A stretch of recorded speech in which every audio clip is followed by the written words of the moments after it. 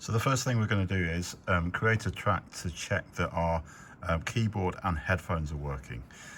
So go to an empty project and press choose. And Logic Pro comes up like this with 4 options. We want to choose software instruments and click create.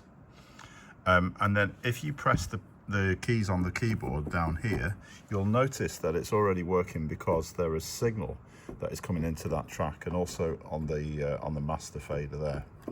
The other thing you'll notice, because this computer is already set up, is if you have a look at the interface, when I press the keys, there's also some signal coming through there, which is really good because it will work with your headphones straight away.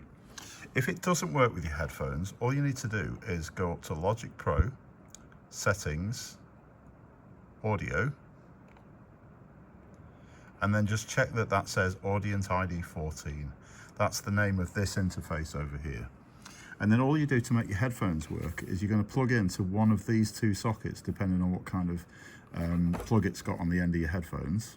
Once you've done that, you just press the headphones button, and then you turn up the amount of volume that you want to hear.